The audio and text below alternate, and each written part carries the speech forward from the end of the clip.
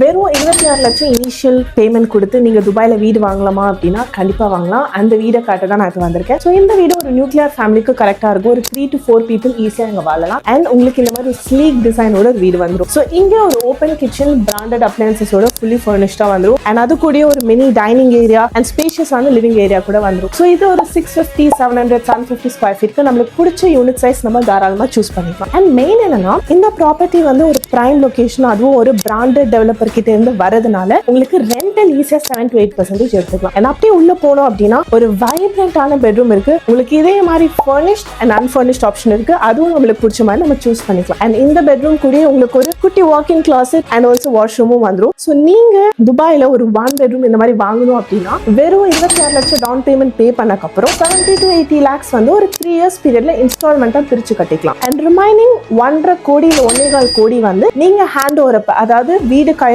வாங்கினக்கு அப்புறம் நம்ம வந்து மார்கேஜ் போய்க்கலாம். இன்ட்ரெஸ்ட் ரேட்டு 3 to 4% தான் வரதுனால ரெண்டல ஈஸியா கவர் பண்ணிக்கலாம். ஸோ நீங்க துபாயில ஃபர்ஸ்ட் டைம் இன்வெஸ்ட்மெண்ட் பாக்குறீங்க, ஒரு கம்ஃபர்டபுளான பேமெண்ட் பிளான்ல இல்ல ஒரு துபாயில ரெண்ட் ஃப்ரீயான லைஃப் வேணும் அப்படின்னு பாத்தீங்கன்னா கீழே இருக்கிற நம்பருக்கு கால் பண்ணுங்க. நான் உங்களுக்கு எல்லா டீடைல்ஸும் ஷேர் பண்ணுவேன். ஸோ நம்ம காலை கனெக்ட் பண்ணி டீடைலா டிஸ்கஸ் பண்ணலாம்.